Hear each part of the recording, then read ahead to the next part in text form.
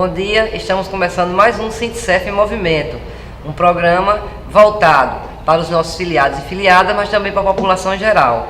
Temos várias discussões jurídicas, discussões políticas, cultura, arte, esportes, então esperamos você para todo o programa.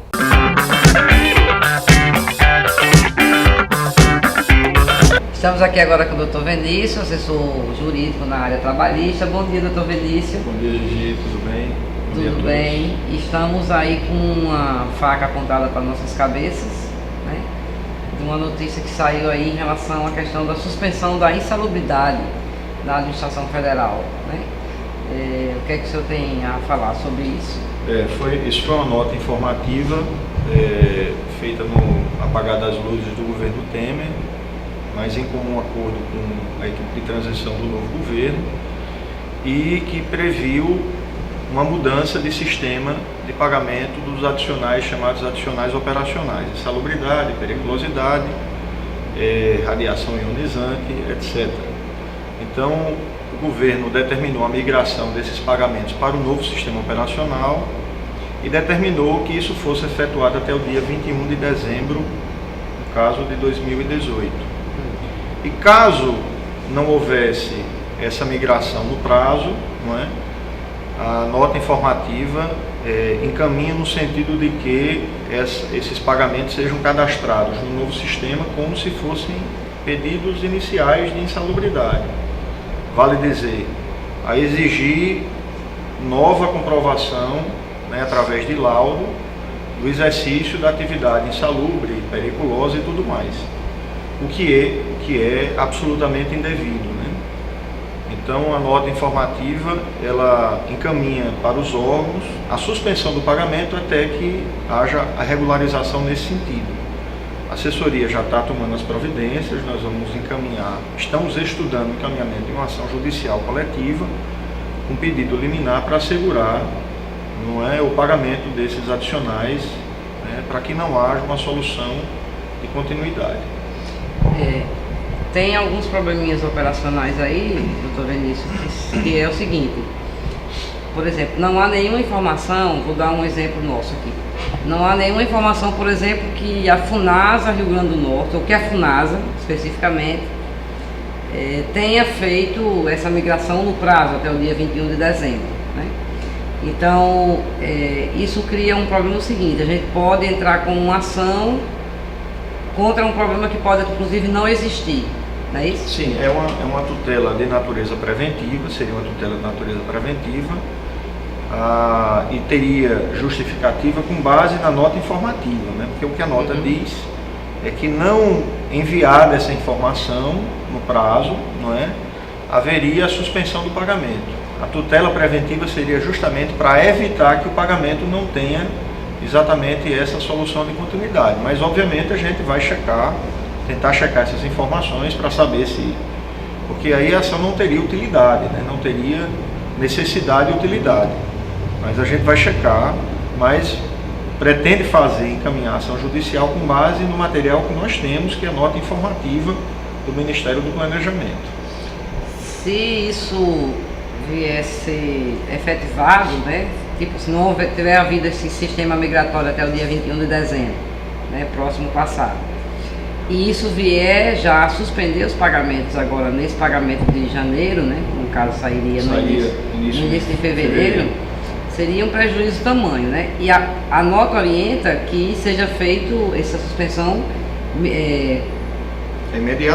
imediata, e seria até que fosse feito um novo laudo, exatamente. Um problema que a gente já tem, a gente ganha ação na justiça, para o pessoal ter direito a receber sua insalubridade, porque quando muda de setor, quando muda de cidade, quando muda de estado, já perde isso, e os órgãos não têm nenhuma estrutura médica, né, do trabalho para fazer um novo laudo, peritos do trabalho para fazer um novo laudo, quer dizer, vai ficar todo o Brasil à mercê de um sistema que é colocado em prática sem que haja a menor infraestrutura para resolver o problema. E vale ressaltar aí, Gigi, que a questão não é de descontinuidade do ambiente insalubre. Pois é, não é nada. A questão é absolutamente operacional. Ou seja, a operação não pode prejudicar o pagamento do servidor, não é? É por isso que a gente insiste do material que tem, porque a nota informativa é muito explicativa, né? Com base nela, há de se argumentar, a possibilidade de se argumentar e se conseguir alguma tutela preventivamente. Ok, então vamos estar entrando já com essa ação, não é isso? Para proteger Eu aí... acho que na próxima semana, né, antes do pagamento, antes do fechamento da folha, nós teremos ajuizado essa ação, se Deus quiser.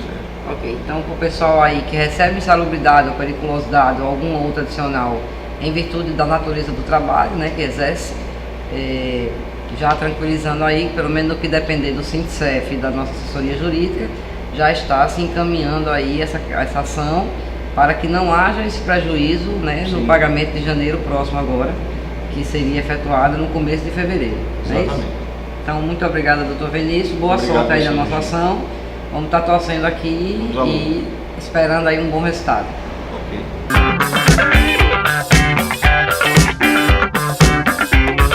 E no nosso Sintcef em Movimento, estamos agora com o doutor Leonardo, assessoria jurídica na área civil. Bom dia, doutor Leonardo. Bom dia, Gigi. Bom dia a todos que nos assistem. Trataremos de um tema já tratado aqui, né? Porém, tem tido muita repercussão e nós achamos por bem falar um pouco mais. Exato. Né? Que é uma coisa extremamente séria que envolve as relações familiares, mas que envolve principalmente a relação pai, mãe, filho, né? A questão dos direitos da criança e do adolescente, né? Que é a questão da alienação parental. Exato. Gostaria que o senhor discorresse sobre esse tema. Gigi, como você bem colocou, nós já trouxemos esse tema aqui de alienação parental, que nada mais é do que quando há a separação do casal, né, quer seja numa união estável, quer seja num divórcio, né, no casamento civil, um dos genitores utilizar de meios e atos fazer com que prejudique a relação dos filhos ou do filho com o outro genitor, né? Incutindo na cabeça dele situações dizendo: olha, seu pai ou sua mãe lhe abandonou, não quer você, coisas nesse tipo, e vai alterando psicologicamente a relação, ou pelo menos tentando prejudicar a relação do filho com o genitor, com o outro genitor. Essa é uma situação que vem acontecendo, Gigi, e eu trouxe esse tema novamente porque agora recentemente eu tive o desprazer de um amigo meu vir me narrar essa situação que ele está passando, né? Então, para você ver que é uma situação que ela é do cotidiano mesmo das pessoas, e isso o judiciário vem tentando combater de forma muito veemente, através utilizando, né, do ECA, que é o Estatuto da Criança e do Adolescente, né, que veio para justamente cuidar da criança, e o judiciário tem que inibir fortemente essa situação. E para quem está nos assistindo agora, essa tentativa de utilizar a criança para se vingar, porque a alienação parental nada mais é do que uma tentativa de vingança. Você quer se vingar do outro, né, do seu ex-companheiro, do seu ex-marido, da sua ex-esposa, utilizando o seu filho. Quer dizer, nada mais cruel, nada mais abjeto do que isso. Ou até com medo de perder a concorrência, vamos dizer assim, né? Exato. Mas é uma forma muito pueril, muito rasteira de você tentar descontar uma raiva num relacionamento que não teve sucesso, utilizando o seu próprio filho, ou sua própria filha, ou seus filhos, para prejudicar o outro. É extremamente... Falta adjetivos. Para quem é pai e mãe sabe o que eu tô querendo dizer agora, entendeu? Então, mas é uma situação que acontece diariamente. Muitas pessoas sofrem com isso, e o meu conselho é: procure um profissional, não deixe que essa situação perdure. Assim que souber que está acontecendo esse tipo de coisa, procurar um profissional imediatamente. Exato, Gigi, exato. Porque assim, há a intervenção do Ministério Público também, né, porque é um menor envolvido. Então o judiciário ele tem mecanismos por lei de cessar isso. Como? Vamos dizer que tenha sido a mãe que tenha ficado com a guarda das crianças, ou da criança. e ela começa a utilizar a alienação parental. A alienação parental pode ser impedir, inclusive, o pai, nesse caso, de ter acesso ao seu direito de visita. O pai chega lá para pegar a criança no direito de visita que ele tem, né, de pegar a criança no sábado de manhã, entregar no domingo à noite, e a mãe simplesmente, o pai chega lá e ela diz, não vou entregar, ou sai, e ele chega lá e ele dá viagem perdida. Isso não deixa de ser uma alienação parental. Então, a legislação... Porque assim, via de regra, as mães ficam com a guarda dos filhos. Há muita exceção, via de né? regra Mas via de regra é. Mas eu vejo também que acontece muito, por exemplo, vamos falar da regra, né? A mãe fica com a guarda e o pai pega as crianças naquele dia determinado. E acontece também muito do pai ficar envenenando durante aquele período que está com os filhos. Também. Ficar envenenando os filhos contra a mãe, né? As crianças voltam para casa revoltadas, tipo dizendo que foi a mãe que tirou ele de casa, ou coisas desse tipo, né? Então, assim, a alienação parental, Gigi, é de via dupla. É como isso que eu estou dizendo, ela pode acontecer das duas formas. Né? Estou citando exemplos, você acabou de citar outro exemplo. Pode acontecer justamente também ao contrário. E aí a legislação também pode determinar que esse pai, por estar fazendo isso, seja impedido por um período de tempo de ter contato com seus filhos. O que é ruim para os filhos, exatamente. Né? Quem sofre com toda essa situação chama-se a criança. A criança ou as crianças, Gigi. Então, eu quis trazer esse tema novamente por ter aconselhado esse meu amigo, não como amigo, mas como profissional. Eu tive que aconselhar para ele tomar as providências cabíveis, entendeu? Porque realmente ele está sendo prejudicado na sua relação com o seu filho, né?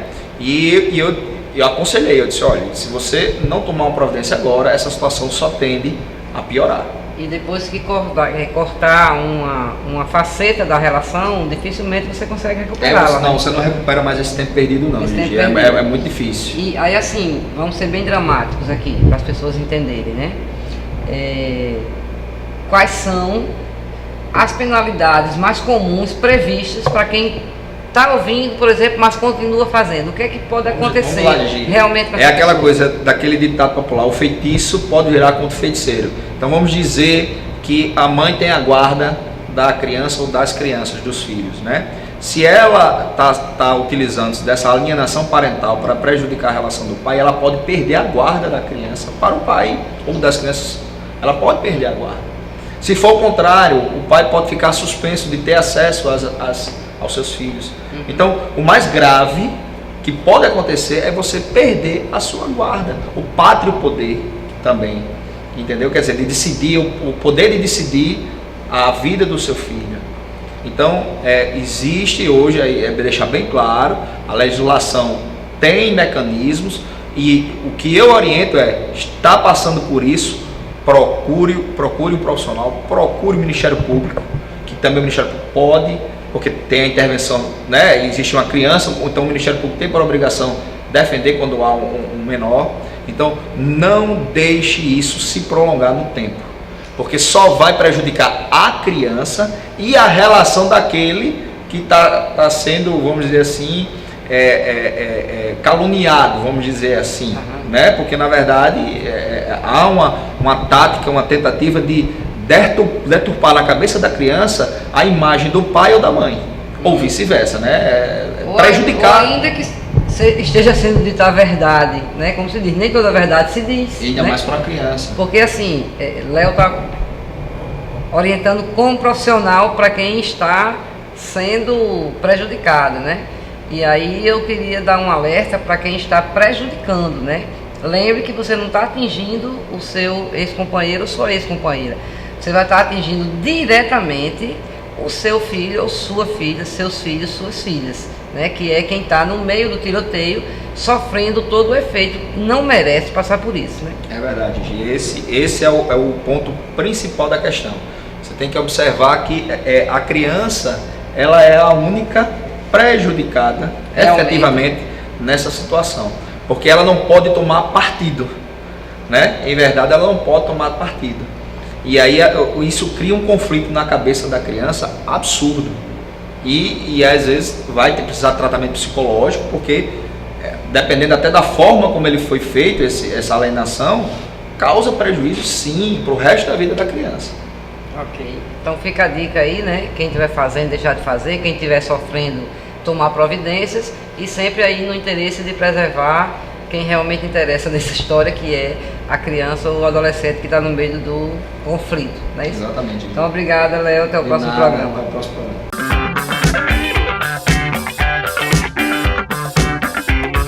Estamos aqui com Valério Fonseca, nosso assessor na política. Valério, qual o seu balanço aí? Apesar de extremamente inicial em termos de posse, né? Mas assim, como é que você faz esse balanço das primeiras medidas tomadas aí pelo governo Bolsonaro? Bom dia a todos os telespectadores do Rio Grande do Norte.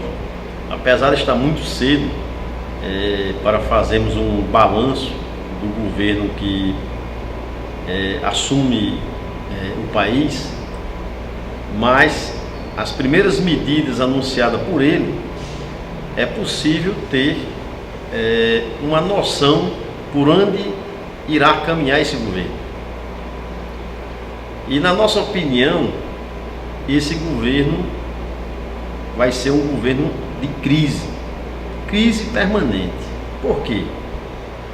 Porque as medidas não melhoram a economia do país. As medidas que o governo está tomando não melhoram a economia do país.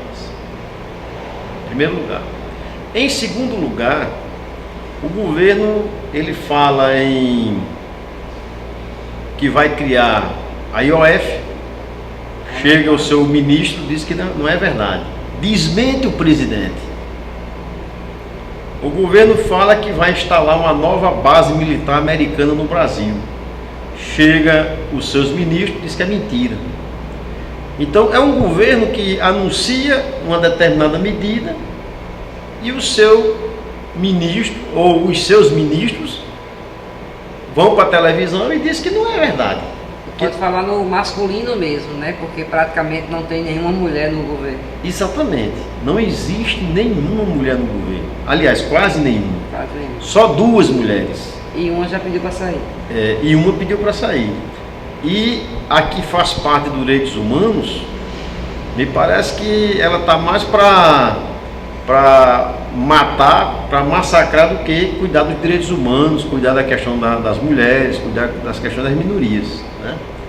Inclusive, a última entrevista dela, ela disse que mulher veste rosa e homem veste azul. Então estamos de acordo quase com ela, né? Você está com um cinza meio azul e eu estou com um vermelho que é meio rosa. Mas isso... Então, ministro... Mas isso não significa que é uma verdade absoluta. Toda verdade ela é relativa. E os sem roupa, usa que cor? Eu fico preocupado. Um país onde existe uma crescente de pessoas passando necessidade, né? É muito comum você chegar agora nos sinais e ver aquela multidão de gente pedindo esmola. Isso é fruto da crise social. Isso é fruto do corte do Bolsa Família. Isso é fruto do corte das políticas públicas e sociais nesse país. E aquelas crianças que não têm o que vestir nem rosa, nem azul, não têm o direito porque não tem condições financeiras, né? Ou porque é uma menina, mas ganhou uma roupa azul, ou só tem uma roupa azul, ela vai escolher cor para vestir se ela só tem aquela.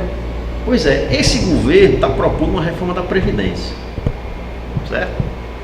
Ele quer aumentar a idade da mulher e quer aumentar a idade do homem, porque aquele velho argumento de que a Previdência vai quebrar, mas nenhum deles abre a caixa preta da Previdência.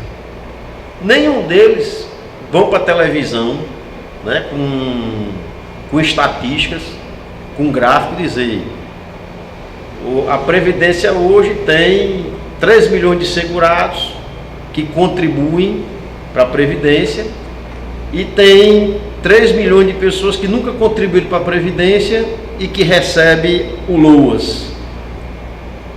Que os militares ou o Poder Judiciário, uma parte do Poder Judiciário recebe milhares e milhares de reais trazendo crise e desce para a Previdência. Não existe essa apresentação, essa transparência, apenas fica só nesse discurso. Sem falar no legislativo, né? fica só nesse discurso de dizer o seguinte, que a Previdência vai quebrar e que tem que fazer a reforma da Previdência, mas não chega a debater com a população a fundo. Vamos abrir, né, as contas da Previdência, vamos torná-la pública, né? Vamos discutir com a sociedade. Eu tenho certeza que se a sociedade realmente perceber que a Previdência vai quebrar porque ela está deficitária em função dos seus contribuintes, ela com certeza vai apoiar uma medida dessa. Mas o problema é que eles trazem essa proposta de reforma visando beneficiar os banqueiros. Quem é hoje o chefão do governo Bolsonaro? O bombril do governo Bolsonaro tem solução para tudo. Paulo Guedes. É o Paulo Guedes. Paulo Guedes é o quê? Banqueiro. Certo? É banqueiro. Quem financiou a campanha de Bolsonaro? O Banco Itaú, o Banco Santander. São esses banqueiros que querem e que são os ardorosos defensores da reforma da Previdência. E não é de hoje, não é? A introdução da Previdência Complementar. Não é de hoje, né? É de governos anteriores. Esse governo diminuiu o salário mínimo. O salário mínimo pelo orçamento era para ser R$ 1.100.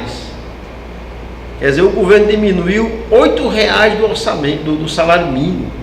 Quando ele deveria ter aumentado, em vez de ser 1.100, eles agora vai ser 1.050 ou 1.100. Chegamos para mudar, para fazer o diferente. Mas ele fez o que os outros governos fizeram, né? O Temer, por exemplo, né? Que reduziu o salário mínimo, né? Que cortou aquela sequência de aumentos que vinha no governo do PT. O Temer diminuiu e o Bolsonaro diminuiu mais ainda, certo? Então, duas medidas que o governo anuncia, né? Uma, reduz o salário mínimo, outra, reforma da Previdência, a outra, a reforma trabalhista, o aprofundamento da reforma trabalhista. Inclusive chamou o ilustre deputado derrotado aqui no estado nas urnas para assessorá-lo a aprofundar a reforma trabalhista. O detentor de grandes empresas de terceirização, coincidentemente. Porque a gente fala que está tendo um aprofundamento da reforma trabalhista. Porque houve a reforma trabalhista, retirando direitos, retirando o poder de sindicato, inibindo que o trabalhador busque a justiça do trabalho, e o passo seguinte, fim da justiça do trabalho, fim do Ministério do Trabalho. Fim do Ministério do Trabalho. O governo aí não está anunciando. Ele mandou para o Mato Grosso as forças de segurança para reprimir os índios, reprimir os indígenas em benefício do agronegócio, em benefício da indústria do agronegócio, em benefício desse setor que só se locupleta, sai governo entre governo e eles ganham bilhões às custas do suor e da lágrima da classe trabalhadora, daqueles que contribuem efetivamente com a construção da riqueza desse país. Eu não sei se vocês estão sabendo, mas agora está tendo um verdadeiro massacre, com bomba de gás lacrimogêneo, com ataques, né, aos indígenas do Mato Grosso. Isso é uma medida e uma atitude que está sendo tomada por esse governo. Esse governo, ele quer passar as riquezas nacionais para as multinacionais, né? Para as empresas estrangeiras. Por exemplo, o urânio. O urânio, que é controlado por uma empresa estatal, e o Brasil é o 7º maior produtor de urânio do mundo, quer dizer, um minério de alto valor, raro, e o governo quer abrir para as iniciativas privadas. Inclusive, diga-se de passagem, o Nordeste é um dos maiores produtores do urânio. O estado do Ceará e o estado da Bahia. Eu acho que eu vou sair por aí também dando uma pesquisada, ver se não tem urânio no Rio Grande do Norte, né? Porque o urânio é caro, é valorizado, certo? E o Brasil poderia estar ganhando bilhões com urânio, né? Que é muito mais valorizado, por exemplo, do que o petróleo, certo? Então esse governo, ele tem feito idas e vindas, mas ele tem feito idas que só traz retrocesso, né? Só traz retrocesso para o Brasil. Nós achamos que esse governo, ele poderá não terminar o mandato, poderá não ir até o fim. Veja só, esse governo falou tanto da velha política, que era diferente, que não aceitava corrupção, que não aceitava nepotismo. Por exemplo, agora nós tivemos o filho do Mourão sendo indicado para assessorar o presidente do Banco do Brasil, né? Nós tivemos agora. Nós estamos acompanhando aí pela mídia, pela grande imprensa, o Bolsonaro aliado com o Rodrigo Maia, apoiando o Rodrigo Maia do DEM, juntos com a Aécio, juntos com o PSDB, para garantir a vitória de Rodrigo Maia à presidência da Câmara Federal. Quer dizer, como é que você é o novo e você aceita fazer esse tipo de politicagem? E a maioria dos ministros envolvidos em escândalos de corrupção sendo apurados, inclusive alguns com provas cabais. Inclusive alguns, como o Onyx, né? Disse mesmo, não fiz, mas foi um erro, não farei mais, mas fez. E aí? O ministro do Meio Ambiente, ele foi condenado por improbidade administrativa, está no governo. O Onyx, além do Caixa 2, ele está sendo investigado numa ação no Paraná, onde foi pedida a cassação dele por recebimento de direito legal, inclusive de todos os deputados do PSL. Todos os deputados do PSL foi pedida a cassação dos deputados que foram eleitos, evidentemente, por recebimento de dinheiro ilegal, abuso de poder econômico durante a campanha eleitoral. Então a população precisa saber de tudo isso. Alguém pode dizer o seguinte, eu já escutei isso: vocês ficam torcendo para que o governo não dê certo. Claro que não. Claro que não. Nós torcemos para que todos os governos deem certo, porque significa que vai melhorar para a população brasileira. Agora, o governo, ele tem que ter posições, atitudes, que você possa fazer uma avaliação positiva dele. Você possa dizer, aquele governo, a partir das suas medidas, o país vai melhorar, certo? A partir das suas medidas, o país vai melhorar. Então, o que é que acontece? Quando você presencia que determinadas atitudes são tomadas, né,